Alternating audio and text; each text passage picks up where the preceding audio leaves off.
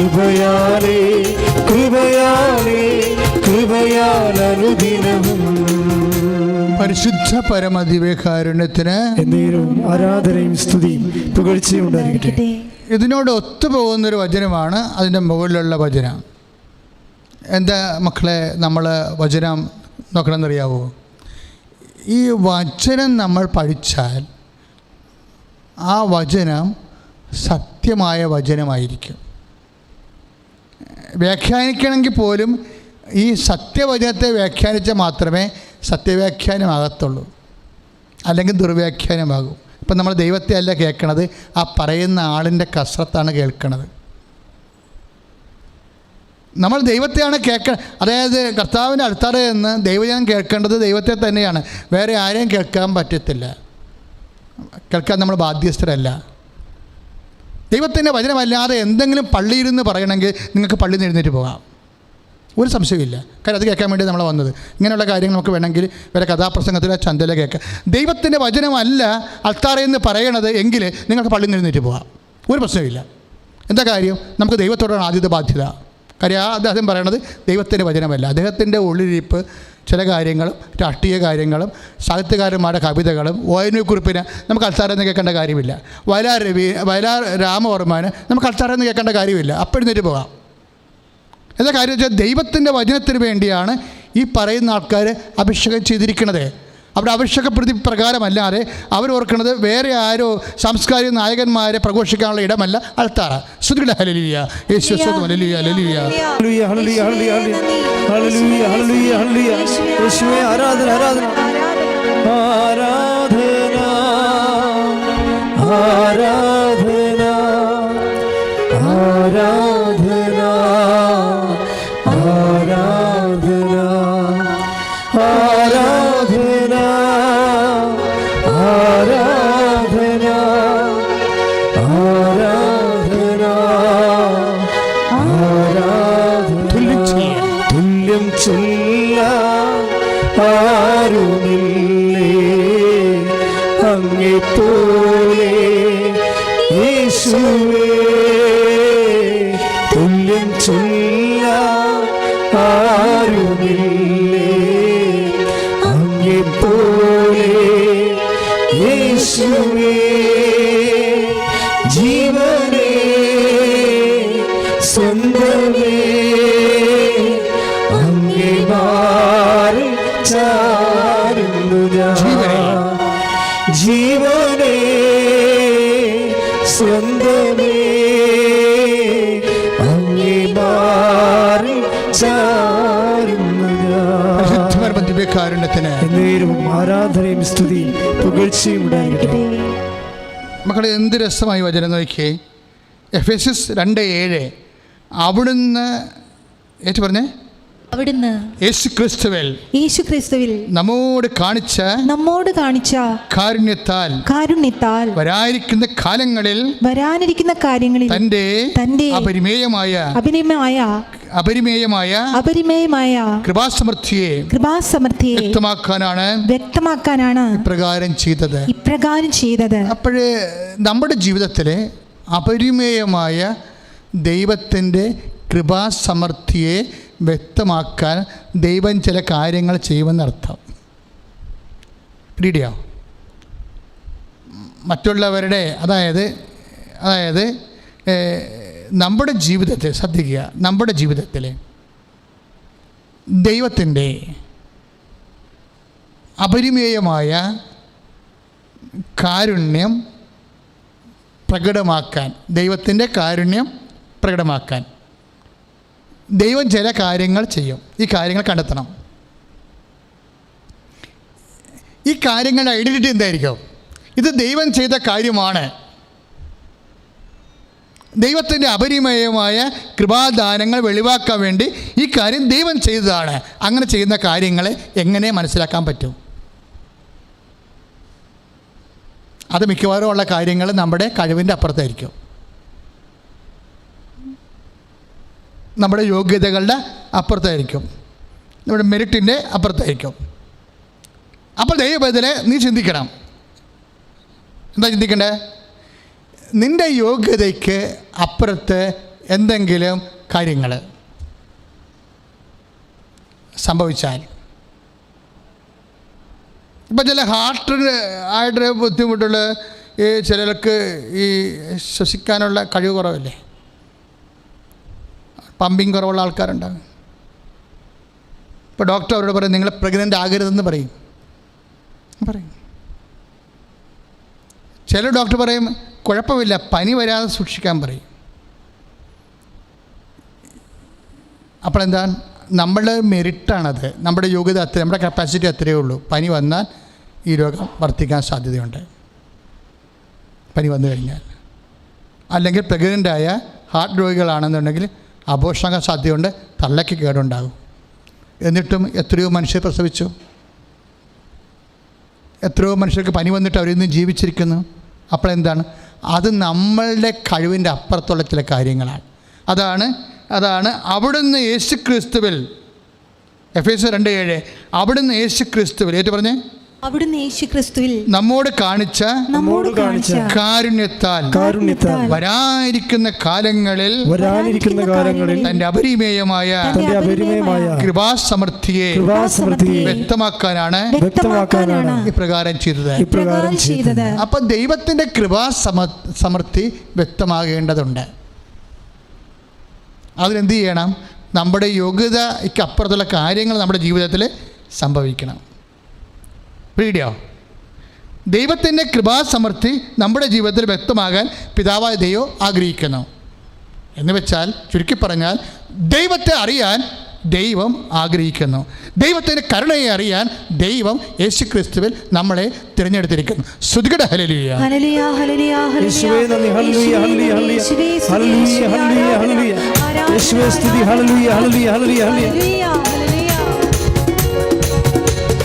യേശു വല്ലവൻ, അവൻ വല്ലവൻ, അവൻ ദയയോ എന്നുമുള്ളത്.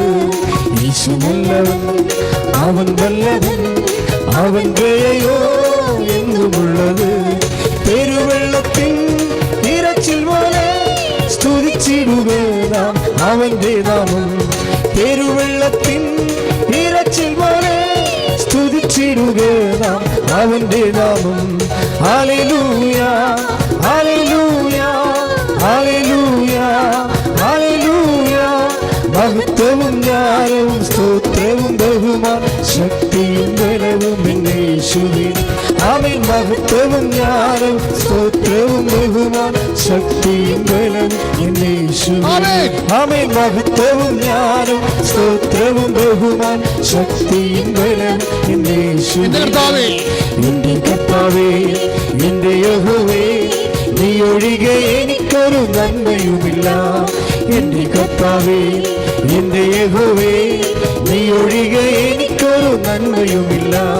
ഭൂമിയിലുള്ള വിശുദ്ധന്മാരോ അവരെനിക്ക് ശ്രേഷ്ഠന്മാർ തന്നെ. ഭൂമിയിലുള്ള വിശുദ്ധന്മാരോ അവരെനിക്ക് ശ്രേഷ്ഠന്മാർ തന്നെ. Hallelujah, hallelujah, hallelujah, hallelujah. മഹത്വവും ജ്ഞാനവും സ്തോത്രവും ബഹുമാൻ ശക്തിയും ബലവും യേശുവിന്. ആമേൻ. മഹത്വവും ജ്ഞാനവും സ്തോത്രവും ബഹുമാൻ ശക്തിയും ബലവും യേശുവിന്. പരിശുദ്ധ പരമദിവ്യകാരുണ്യത്തിന് എന്നേരും ആരാധനയും സ്തുതിയും പുകഴ്ചയും ഉണ്ടാകട്ടെ. അവിടുന്ന് യേശു ക്രിസ്തുവിൽ നമ്മോട് കാണിച്ച കാരുണ്യത്താൽ വരാനിരിക്കുന്ന കാലങ്ങളിൽ തൻ്റെ അപരിമേയമായ കൃപാസമൃദ്ധിയെ വ്യക്തമാക്കാനാണ് ഇപ്രകാരം പ്രവർത്തിച്ചത്. ഞാൻ വീണ്ടും ആ വചനങ്ങൾ വായിച്ചത് ഇത് എഫേസ്യർ 2:7 അതായത് യേശുക്രിസ്തുവാണ് എൻ്റെ കേന്ദ്രബിന്ദു. നമ്മുടെ എല്ലാ ജീവിതാനുഭവങ്ങളുടെയും കേന്ദ്രബിന്ദു യേശുക്രിസ്തുവാണ്. യേശുക്രിസ്തു ആയിരിക്കണമെന്ന് പിതാവായ ദൈവത്തിന് നിർബന്ധമാണ്.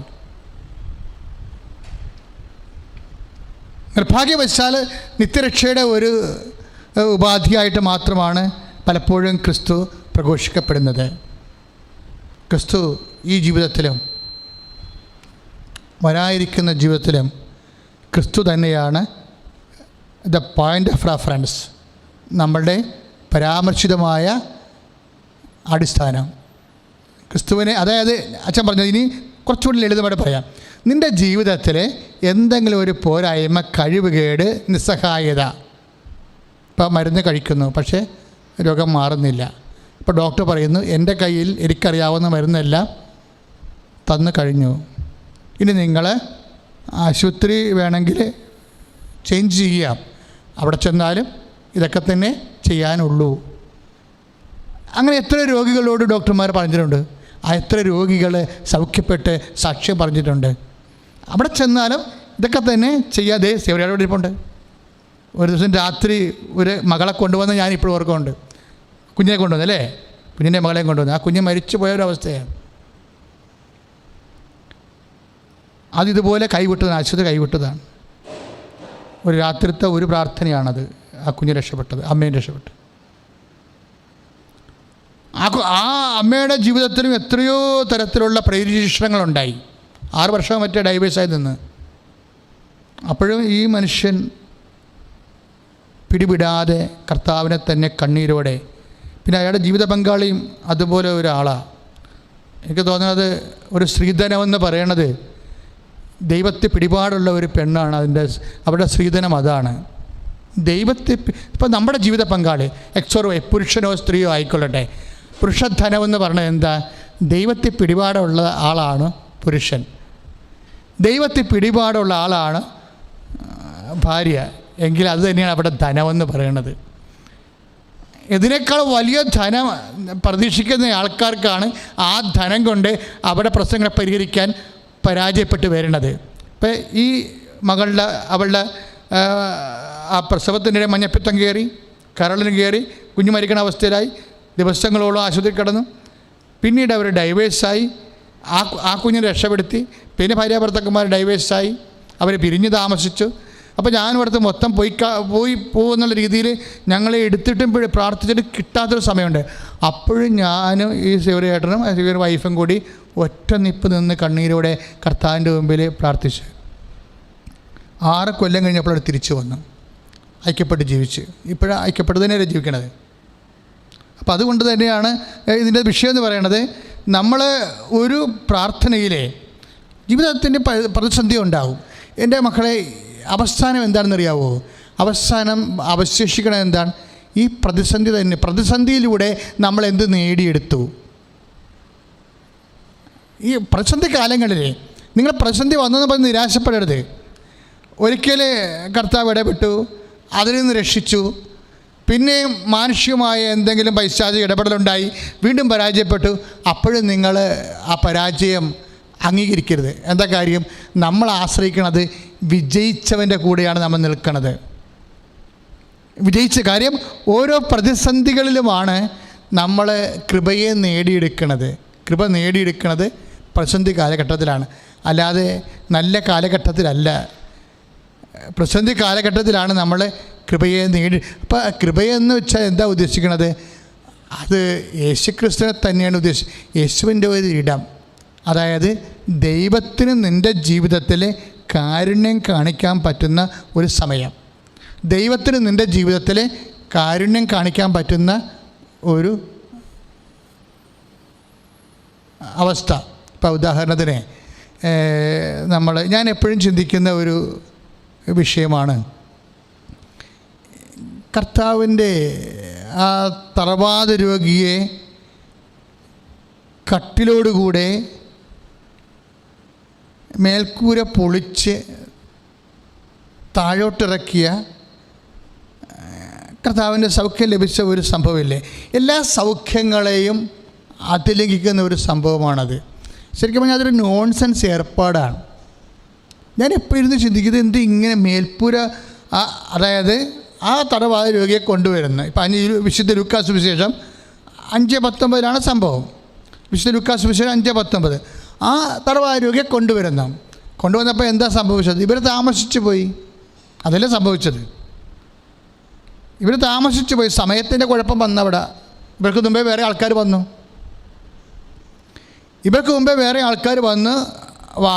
വീടിനകത്ത് കയറി, പിന്നെ വാതിക്കൽ നിന്ന് അവസാനം വാതിക്കൽ പോലും നിൽക്കാൻ ഇടമില്ലാത്ത അവസ്ഥയായി. ദാറ്റ് മീൻസ് അവർ കൊണ്ടുവന്ന ആൾക്കാർ താമസിച്ചു പോയതാണ്. കാര്യം തലവാത രോഗിയെ മിക്കവാറും മൂത്രവും മലവും എല്ലാം കട്ടിലെ തന്നെ ആയിരിക്കും. ഈ രണ്ട് സന്നദ്ധ സേനകൾ ചെന്നിട്ട് ഈ മനുഷ്യനെ കണ്ട് അയാളെ കൊണ്ട് കുളിപ്പിച്ച് വൃത്തിയാക്കി നല്ല ഉടുപ്പൊക്കെ ഇടിച്ചൊക്കെയാണ് ഇയാളെ കൊണ്ടുവന്നിരിക്കുന്നത്, കട്ടിലേക്ക് കിടത്തി. ആ സമയത്ത് നാട്ടുകാരകത്ത് കയറി. നമുക്ക് ഈ വിഷയം എങ്ങനെ കൈകാര്യം ചെയ്യാൻ പറ്റും? തലവായ രോഗിയെ കുളിപ്പിക്കാൻ കൊണ്ടുവരാൻ പറ്റുമോ? അയാളുടെ മലമൂത്രങ്ങളെല്ലാം ആ കട്ടിലെ തന്നെയാണ്. ആ പായെല്ലാം മാറ്റി ദൂരെ വെഴുത്തെറിഞ്ഞ് അയാളെ കൊണ്ട് കുളിപ്പിച്ച് അതായത് ഒരു മനുഷ്യനെ ദൈവത്തെ കാണിക്കാൻ വേണ്ടി മലമൂത്രങ്ങൾ വരെ കഴുകിക്കളഞ്ഞ് വൃത്തിയാക്കി കൊണ്ടുവരുന്ന ആ മനുഷ്യരില്ലേ, അവർ സുവിശേഷത്തിന് മുമ്പുള്ള മനുഷ്യരാണ്. യേശുക്രിസ്തു തൻ്റെ വിശുദ്ധമായ രക്തത്താൽ കൃപ നേടുന്നതിന് മുമ്പുള്ള മനുഷ്യരാണ്. അതുകൊണ്ടാണ് പത്രോസിനെ പാതാളത്തിൽ പോയിട്ട് കുറേ ആൾക്കാർ അവിടുന്ന് കൊണ്ടുവരേണ്ടി വന്നത്. രക്ഷയുടെ സുവിശേഷം പ്രഘോഷിക്കുന്ന മുമ്പ് രക്ഷയുടെ സുവിശേഷത്തിന് അരുവിയിൽ ജീവിച്ച മനുഷ്യരുണ്ടായിരുന്നു. രക്ഷയുടെ സുവിശേഷം പ്രഘോഷിക്കുന്ന മുമ്പ് രക്ഷയുടെ സുവിശേഷത്തിൻ്റെ അരൂപിയിൽ ജീവിച്ച മനുഷ്യരെ ദൈവം തള്ളിക്കളയത്തില്ല. അതുകൊണ്ടാണ് പത്രോസിന് പാതാളത്തിൽ പോയി കർത്താവിന് പാതാളത്തിൽ ചെന്ന് അവിടെയുള്ള ആത്മാക്കളെ വീണ്ടെടുക്കേണ്ടി വരുന്നത് കാര്യം. പക്ഷെ അപ്പോഴും നമ്മൾ മനസ്സിലാക്കേണ്ട ഒരു സത്യമുണ്ട്. എന്താണ് സത്യം? അതായത് ക്രിസ്തു ക്രൂശിക്കപ്പെട്ടത്, അതുപോലെ തന്നെ രക്ഷണീയ കൃത്യം പൂർത്തിയാക്കി വീണ്ടെടുപ്പ് ശുശ്രൂഷ ചെയ്തതെല്ലാം ഇതുപോലെ സൽപ്രവർത്തികൾ ചെയ്യാൻ പ്രേരിപ്പിക്കാൻ വേണ്ടിയല്ല. ചില ആൾക്കാർ അങ്ങനെ പറയുന്നുണ്ട്. ക്രിസ്തു ഉപവിപ്രവർത്തനങ്ങൾ, ഇപ്പം നമ്മൾ കരുണയുടെ വർഷം ആചരിച്ചു, കരുണയുടെ പ്രവൃത്തികൾ ചെയ്തു. ഇനി ചില സമയത്ത് പരിശുദ്ധ പിതാവും അഭയാർത്ഥി വർഷവും ആചരിക്കാം. കാര്യം ആ പ്രോസസ്സ് അങ്ങനെയാണ് പോണത്. അപ്പോഴും നമ്മൾ മനസ്സിലാക്കേണ്ട ഒരു വിഷയം, അതായത് നമ്മൾ കാണിക്കുന്ന കാരുണ്യ പ്രവൃത്തികൾ, ഇവിടെ എന്തോ കാരുണ്യ പ്രവൃത്തികളെല്ലാം കുറവാണ്, എന്നാൽ പിന്നെ മനുഷ്യാവതാരം ചെയ്തേക്കാം എന്ന് വിചാരിച്ച് സംഭവിച്ചൊരു വിഷയമല്ല. കാരുണ്യപ്രവൃത്തിയുടെ മനുഷ്യരാശി കാരുണ്യപ്രവൃത്തി കുറഞ്ഞത് കൊണ്ടല്ല ക്രിസ്തു ക്രൂശിക്കപ്പെട്ടത്, ക്രിസ്തു രക്ഷണീയമായ കൃത്യം പൂർത്തിയാക്കിയത്, മനുഷ്യാവതാരം ചെയ്തത്. എന്തിനാണ്? മനുഷ്യൻ്റെ രക്ഷയാണ് അവിടുത്തെ വിഷയം, ആത്മരക്ഷ. ഈ ആത്മരക്ഷയെക്കുറിച്ച് കമാന്ന് മിണ്ടാതെ നമ്മൾ അഭയാർത്ഥികളെക്കുറിച്ചും കാരുണ്യത്തെക്കുറിച്ചൊക്കെ സംസാരിക്കുമ്പോൾ നമ്മൾ പ്രഘോഷിക്കപ്പെടുന്നത് ഒരു സാമൂഹിക മാനവിക സുവിശേഷമാണ്, മാനവിക മഹത്വത്തിൻ്റെ സുവിശേഷമാണ്. അതും ഒരു അതായത് അഫ്ലുവൻസ് ഗോസ്പൽ, അതായത് ധനത്തിൻ്റെ സുവിശേഷമെന്നും പറഞ്ഞ് പ്രഘോഷിക്കപ്പെടുന്നില്ലേ, സമ്പത്തിൻ്റെ സ്വത്തിൻ്റെ സുവിശേഷം.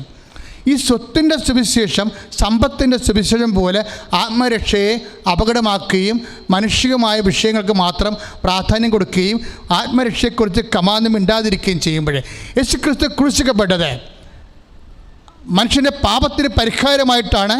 ക്രിസ്തുവിനെ സ്വീകരിച്ചിട്ടില്ലെങ്കിൽ ആത്മരക്ഷ അവതാളത്തിലാകും. അഥവാ ക്രിസ്തുവിന് പകരം സ്വീകരിക്കുന്ന പകരം കാരുണ്യപ്രവർത്തികൾ ചെയ്താൽ മതിയെന്നുള്ള ധാരണ ലോകത്തിൽ വ്യാപിക്കാൻ തുടങ്ങിയിട്ടുണ്ടെങ്കിൽ അത് അപസുവിശേഷവൽക്കരണത്തിൻ്റെ അടയാളങ്ങളാണ്. സ്തുതിക്കട്ടെ ഹല്ലേലൂയ, യേശുവേ സ്തോത്രം, ഹല്ലേലൂയ.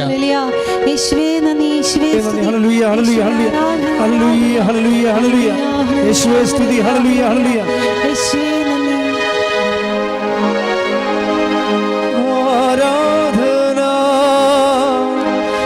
ആരാധന, ആരാധന,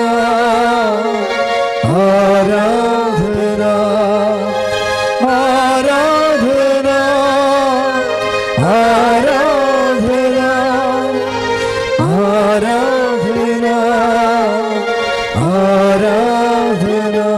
പരിശുദ്ധ പരമദിവ്യകാരുണ്യത്തിന് എന്നേരവും ആരാധനയും സ്തുതിയും പുകഴ്ചയും ഉണ്ടായിരിക്കട്ടെ. അച്ഛൻ പറഞ്ഞു വരുന്നത് ഇത്രയേ ഉള്ളൂ മക്കളെ.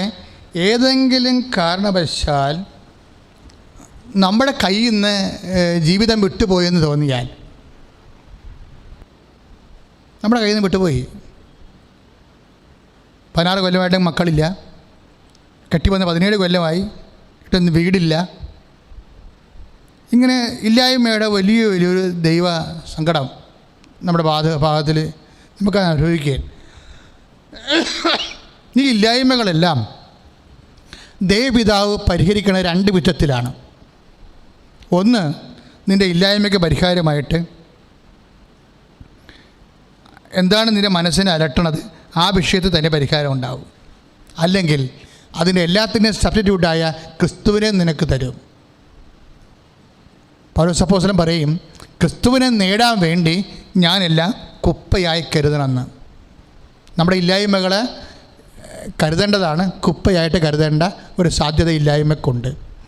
എൻ്റെ ദൈവം ഒരു ഇല്ലായ്മയെ, നിൻ്റെ ഇല്ലായ്മയെ ഏതെങ്കിലും വിധത്തിൽ ആരോഗ്യമോ, ഇപ്പോൾ ഞാൻ സുവിശേഷ ശുശ്രൂഷയുടെ 36ാമത്തെ വർഷത്തിലേക്ക് പ്രവേശിക്കുകയാണ്. ഈ സുവിശേഷ ശുശ്രൂഷ 1 കൊല്ലം പോലും ചെയ്യുമെന്ന് എനിക്കൊരു ഉറപ്പില്ലാഞ്ഞൊരു കാലമുണ്ട്. സുവിശേഷ കാര്യം രോഗം വന്ന് എല്ലാ കൊല്ലവും 2 മാസം വെച്ച് ആശുപത്രി കിടക്കുമായിരുന്നു. സെമിനാരി പോയിട്ട് സെമിനാരിയിൽ നിന്നും പോയി ആശുപത്രി അഡ്മിറ്റ് ചെയ്യും 2 കൊല്ലം. അവസാനം മരുന്ന്, ആൻറ്റിബയോട്ടിക് കയറ്റി, ഇഞ്ചക്ഷൻ കയറ്റി, ഇങ്ങനെ ഒരു തരം എയ്ഡ്സ് രോഗികളെപ്പോലെ ഇരുന്ന മനുഷ്യനാണ് ഞാൻ. അപ്പം ഞാൻ അന്നൊക്കെ കർത്താവിനോട് ചോദിക്കണേ ഇത്രയേ ഉള്ളൂ, 1 കൊല്ലം കുർബാന അർപ്പിക്കാൻ തന്നെ, ചാപ്റ്റർ പിന്നെ ക്ലോസ് ചെയ്ത ഒരു പ്രശ്നമില്ലെന്ന് പറയും. 1 കൊല്ലം. ആ 1 കൊല്ലം ചോദിച്ചിട്ട് അതിന് പകരം നമുക്ക് വേണേൽ 10 കൊല്ലം തരാം. ഇപ്പം 30 കൊല്ലോ 35 കൊല്ലോ 36 കൊല്ലോ എന്ന് പറയുമ്പോൾ എന്താ സംഭവം? അമർത്തി കുലുക്കി നിറച്ചളന്ന് അവൻ നിൻ്റെ മടിയിലോട്ട് ചെറിയും. This is the price of Jesus. ഇതാണ് കർത്താവിൻ്റെ ഇടമെന്ന് പറയണത്. നിൻ്റെ ഇല്ലായ്മ, നീ തകർക്കപ്പെടുന്ന അവസ്ഥ, നിനക്ക് ആവതില്ലാത്തൊരവസ്ഥ, നിനക്ക് യോഗ്യതയില്ലാത്ത അവസ്ഥ, അത് കർത്താവിൻ്റെ ഇടമാണ്. അവിടെ നിൻ്റെ not by merit but by grace, അത് അവിടെ പ്രവർത്തിക്കുന്നത് നിൻ്റെ ആരോഗ്യമല്ല, കർത്താവിൻ്റെ അഭിഷേകമാണ്. സ്തുതിക്കട്ടെ, ഹല്ലേലൂയ, യേശു സ്തോത്രം, ഹല്ലേലൂയ, ഹല്ലേലൂയ, ഹല്ലേലൂയ. യേശുവേ നന്ദി, യേശുവേ സ്തുതി, യേശുവേ നന്ദി, ഹല്ലേലൂയ, ഹല്ലേലൂയ, ഹല്ലേലൂയ. ആരാധന. മഹത്വം മഹത്വം യേശുവിന്, മഹത്വം മഹത്വം യേശുവിന്. ഞങ്ങൾക്കല്ല കർത്താവേ, ഞങ്ങൾക്കല്ല കർത്താവേ, മഹത്വം മഹത്വം യേശുവിന്. ഞങ്ങൾക്കല്ല കർത്താവേ, ഞങ്ങൾക്കല്ല കർത്താവേ, മഹത്വം മഹത്വം യേശുവിന്. കളിമൺ പാത്രങ്ങൾ ഞങ്ങൾ, അയോഗ്യദാസരാം ഞങ്ങൾ. കളിമൺ പാത്രങ്ങൾ ഞങ്ങൾ, അയോഗ്യദാസരാം ഞങ്ങൾ. ബലഹീനരാകും ഞങ്ങളെ ഉയർത്തിയ യേശുവിനാണെന്നും മഹത്വം. ബലഹീനരാകും ഞങ്ങളെ ഉയർത്തിയ യേശുവിനാണെന്നും മഹത്വം. മഹത്വം മഹത്വം യേശുവിന്, മഹത്വം മഹത്വം യേശുവിന്. അപ്പോൾ ആരോഗ്യം പ്രാപിക്കണമെന്നുള്ള എൻ്റെ ആഗ്രഹത്തെ അവസാനം ഒരിക്കലും നടക്കാത്തൊരു വിഷയമായി മാറി. ഇന്നും നടന്നിട്ടില്ലല്ലോ, കാണാൻ പറയാമല്ലേ. ആരോഗ്യം പ്രാപിക്കണമെന്നുള്ള എൻ്റെ ആഗ്രഹം ഒരിക്കലും നടക്കാത്ത അവസ്ഥയായി. പിന്നെ എന്താ ചെയ്യേണ്ടത്? കുപ്പയായി കരുതിയേക്കണം. എന്തിനു വേണ്ടിയാണ് ആരോഗ്യം? കർത്താവിൻ്റെ പേരെ ചെയ്യാൻ. നിനക്കും ആരോഗ്യം എന്തിനു വേണ്ടിയാണ്? നിൻ്റെ കുഞ്ഞുങ്ങളെ പോറ്റാൻ, അല്ലേ? നിൻ്റെ കുഞ്ഞുങ്ങളെ പോറ്റാൻ കർത്താവ് നേരിട്ടിറങ്ങി വന്നാൽ പിന്നെ ആരോഗ്യം നിനക്ക് കുപ്പയായി കരുതാൻ പാടില്ലേ? നിൻ്റെ ആഗ്രഹങ്ങൾ ഏത് സമയത്തും അതിന് 1-ാം സ്ഥാനം കൊടുക്കാതെ ക്രിസ്തുവിനെ നേടാൻ വേണ്ടി അത് കുപ്പയായി കരുതി കഴിഞ്ഞാൽ ക്രിസ്തുവിനെ നീ നേടിയിരിക്കും. നിന്നെ നടക്കാത്ത ആഗ്രഹങ്ങളിലൂടെ. സ്തുതിക്കട്ടെ, ഹല്ലേലൂയ, ഹല്ലേലൂയ, ഹല്ലേലൂയ. യേശുവേ നന്ദി, hallelujah, hallelujah, hallelujah, hallelujah, hallelujah. ആരാധന. യേശുവേ മഹത്വം, ഹല്ലേലൂയ, ഹല്ലേലൂയ. ഹല്ലേലൂയ. അനുഗ്രഹത്തിൻ അധിപതിയേ, അനന്തകൃപ പെരുന്നതിയേ. അനുഗ്രഹത്തിൻ അധിപതിയേ, അനന്തകൃപ പെരുന്നതിയേ. അനുദിനം നിൻ പദഗതിയേ, അടിയനുദിൻ കൃപമതിയേ. അനുദിനം നിൻ പദഗതിയേ, അടിയനുദിൻ കൃപമതിയേ. ഈ അവസാനം എത്തണ എല്ലാ ആൾക്കാരും എത്തിച്ചേർന്നത് എവിടെയാണ്? ക്രിസ്തുവിലാണ്. ഒടുവിലെത്തുന്ന ആൾക്കാരും അവസാനം എത്തിച്ചേർന്നത് എവിടെയാണ്? ക്രിസ്തുവിലാണ്. ഒടുവിൽ എത്തുന്ന ആൾക്കാർ മാനുഷികമായിട്ട് അവർ വിശ്വാസികളല്ലെങ്കിൽ എത്തിച്ചേർന്നത് എവിടെയാണ്? നിരാശയിലാണ്. ഒടുവിലെത്തുന്ന ആൾക്കാർ അവർ വിശ്വാസികളാണെങ്കിൽ എത്തിച്ചേർന്നത് എവിടെയാണ്? ക്രിസ്തുവിലാണ്. ഈ 5:19 രോഗി, കർത്താവ് രോഗി ഒടുവിലാണ് എത്തിയത്, അല്ലേ? അവസാനം എന്ത് ചെയ്ത്? കർത്താവിനൊരു പണിയുണ്ട് പണ്ട് മുതലേ, മനസ്സൊരുക്കി കളയും. മനസ്സൊരുക്കം. ദൈവവചനം കേൾക്കുന്നതിന് വേണ്ടി അവിടെ ഹൃദയത്തെ ഒരുക്കുന്ന പോലെ തന്നെ മനസ്സൊരുക്കും. കർത്താവ് ബൈബിളിൽ പറയുന്നൊരു വാക്കാണ്, ഈ ജനതയെ ഞാൻ നിനക്ക് കേൾപ്പിച്ചു തരുമെന്ന്. അതിനാണ് മനസ്സൊരുക്കി കൊടുക്കും. ആ വീട്ടുകാരൻ്റെ മനസ്സൊരുക്കി കർത്താവ്. ഒരു സൈലൻ്റ് കഥാപാത്രമായിരുന്നു ആ വീട്ടുടമസ്ഥൻ. ഈ പിക്ചറിൽ ഇല്ലാത്തൊരാളാണ്. അയാളുടെ മനസ്സൊരുക്കി അയാൾ മുമ്പോട്ട് വന്നു. What happen to you? അപ്പോൾ പറഞ്ഞു, ഇതിങ്ങനെ തൂറി മെഴുകി കിടക്കുകയായിരുന്നു, മൂത്രമൊഴിച്ച് എല്ലാം കഴുകി ഉണക്കി നല്ല പായക്കിയിട്ട് പൊക്കിക്കൊണ്ട് വന്നപ്പോൾ ഈ സമയമായി. ഇപ്പോൾ ആൾക്കാരുടെ അകത്ത് കയറി എന്ത് ചെയ്യണമെന്ന് അറിയാൻ പാടില്ല, ഈ കുറച്ച് കഴിയുമ്പോൾ മരിക്കുമെന്ന് പറയും. അപ്പോൾ ആ വീട്ടുടമസ്ഥൻ പറഞ്ഞു, കുഴപ്പമൊന്നുമില്ല, എൻ്റെ വീടാണിത്, നിങ്ങൾക്കിതിൻ്റെ മേൽക്കൂര പൊളിക്കാം. ഹോ, എന്തൊരു സൊല്യൂഷനാണ്! ദൈവത്തിലെ നീ ദൈവത്തിലാണ് ആശ്രയിക്കുന്നുണ്ടെങ്കിൽ, അവസാനമാണ് നീ എത്തിച്ചേർന്നെങ്കിൽ, ദൈവം നിന്നെ ആദ്യമാക്കുമെന്ന് പറയുന്ന ലോകത്തിലെ ഏക പുസ്തകമാണ് വിശുദ്ധ വേദപുസ്തകം. കൈയടിച്ച് കർത്താവേ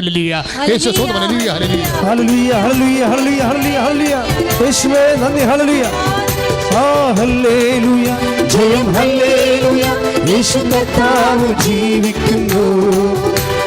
ഹല്ലേലൂയ, ജയം ഹല്ലേലൂയ, യേശു കർത്താവ് ജീവിക്കുന്നു. യേശു കർത്താവ് ജീവിക്കുന്നു. അപ്പോൾ ആ തറവാട് രോഗി ഇപ്പം ആദ്യമായല്ലേ? എല്ലാവരെക്കാളും ആദ്യം വന്നവരെക്കാളും ആദ്യമായി യേശുവിൻ്റെ അടുത്തായി, അല്ലേ? ഇതാണ് ദൈവത്തിൻ്റെ അവസ്ഥ. അപ്പോൾ അതുകൊണ്ട് നിൻ്റെ ആ അവസാനമാണ് നീ എത്തിയത്. നിൻ്റെ മെരിട്ടല്ല, നിനക്ക് യോഗ്യതയില്ലെന്ന് വിചാരിച്ചുകൊണ്ട് നീ നിരാശപ്പെടരുത്. കർത്താവിൽ നീ പ്രത്യാശപ്പെടണം. പ്രഭാഷകൻ 33:16 പറയുകയും എല്ലാവർക്കും അറിയാവുന്ന വചനമാണ്, ഒടുവിലാണ് ഞാൻ എത്തിയത്. കൊയ്ത്തിന് വന്ന കൊയ്ത്തുകാരുടെ കൂട്ടത്തിലേ ഒടുവിലാണ് ഞാൻ എത്തിയത്. പ്രഭാഷകൻ 33:16 തിരുവചനങ്ങൾ ഹൃദ്യമായൊരു വചനമാണ്. ഒടുവിലാണ് ഞാൻ എത്തിയത്. പിന്നെ അതുകൊണ്ട് എന്ത് സംഭവിച്ചു?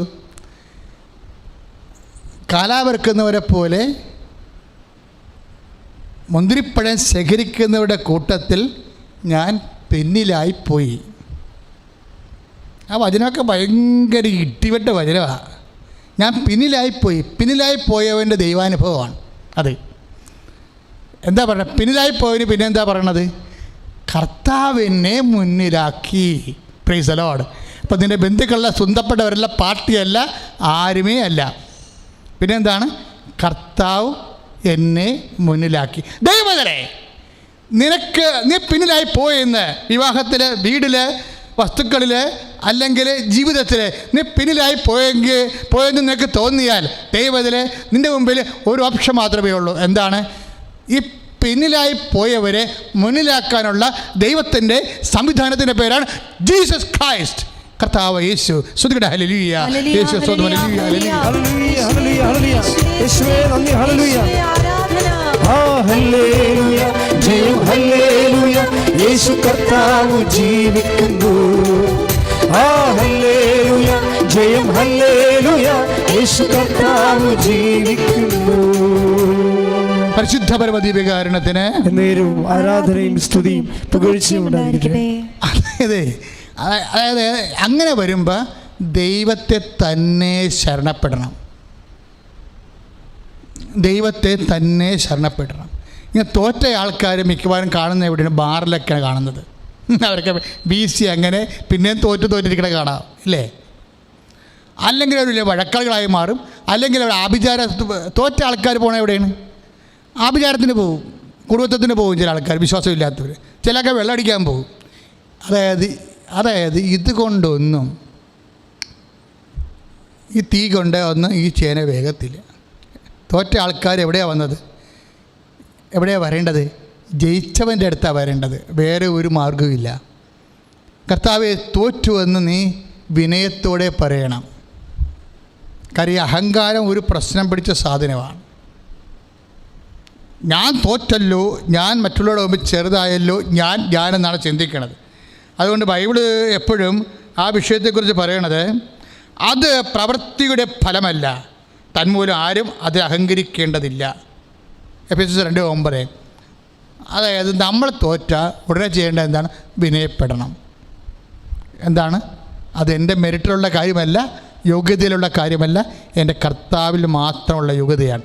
അതുകൊണ്ട് ജയിച്ചാലും തോറ്റാലും ഞാൻ കർത്താവിൽ ആശ്രയിക്കും. ഇനി കർത്താവിനെ വിട്ട് ഒരു അടി മുന്നോട്ട് പോകണില്ല. എൻ്റെ ജീവിതത്തിൻ്റെ ലക്ഷ്യം കർത്താവ് മാത്രമാണ്. അവരെന്ത് പറഞ്ഞാലും എനിക്ക് പ്രശ്നമില്ല. ആരെന്ത് പറഞ്ഞാലും ഞാനത് കാര്യമായി കണക്കാക്കുന്നില്ല. കർത്താവ് എന്ത് പറഞ്ഞെന്ന് മാത്രമേ ഞാൻ ശ്രദ്ധിക്കുന്നുള്ളൂ. ശ്രുതികട്ടെ ഹല്ലേലൂയ. Hallelujah, hallelujah. യേശുവേ നന്ദി, യേശുവേ സ്തുതി. യേശുവേ നന്ദി. Hallelujah, hallelujah. Hallelujah, hallelujah. ആരാധന ആരാധന